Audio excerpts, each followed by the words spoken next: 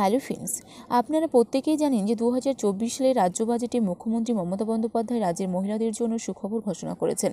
রাজ্যের মহিলাদের জন্য যে সমস্ত মহিলারা ক্যাটাগরি অনুযায়ী 500 টাকা করে পেতেন, সেই সমস্ত মহিলাদেরকে 1000 টাকা করে দেওয়া হবে আগামী দিনে, এবং যে সমস্ত মহিলারা ক্যাটাগরি অনুযায়ী 1000 টাকা করে পেতেন তাদেরকে 1200 টাকা করে দেওয়া হয়েছে।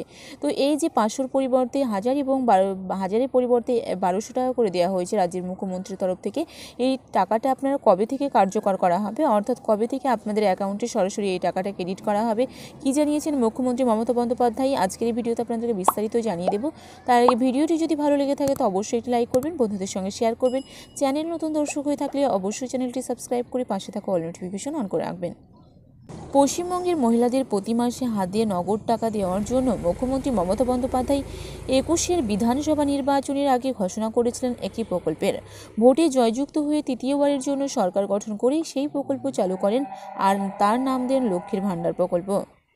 রাজ্য সরকারের তরফ থেকে চালু করা এই প্রকল্পের মাধ্যমে প্রকল্পের আওতায় থাকা সাধারণ শ্রেণীর মহিলারা প্রতি মাসে 500 টাকা এবং তপশিলি জাতি এবং উপজাতি শ্রেণীর মহিলারা প্রতি মাসে 1000 টাকা করে পেতেন। কিন্তু এই প্রকল্পের টাকা গত বৃহস্পতিবার ডবল করা হয়।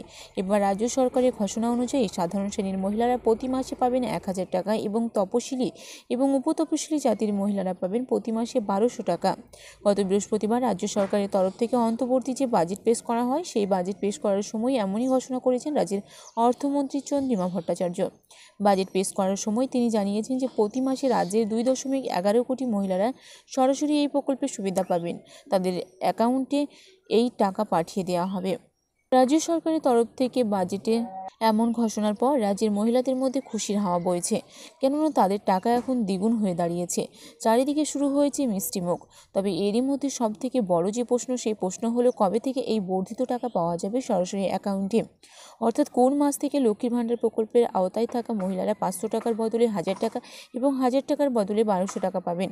সূত্র মারফত জানা যাচ্ছে যে লক্ষ্মীর ভাণ্ডার প্রকল্পে টাকা দিতে প্রতি মাসে রাজ্য সরকারের 1090 কোটি টাকা খরচ হতো। পরে আরও 9 লক্ষ উপভোক্তা যুক্ত হওয়ায় সেই খরচ আরও বেড়ে দাঁড়িয়েছে 45 কোটি টাকা। আর এখন এই টাকা দ্বিগুণ হয়ে যাওয়ায় খরচও কয়েক গুণ বেড়ে যাবে, তা নিয়ে সন্দেহ নেই। আর রাজ্য সরকারের তরফ থেকে সেই ঘোষণা অনুযায়ী বর্ধিত টাকা পাওয়া যাবে আগামী মে মাস থেকে।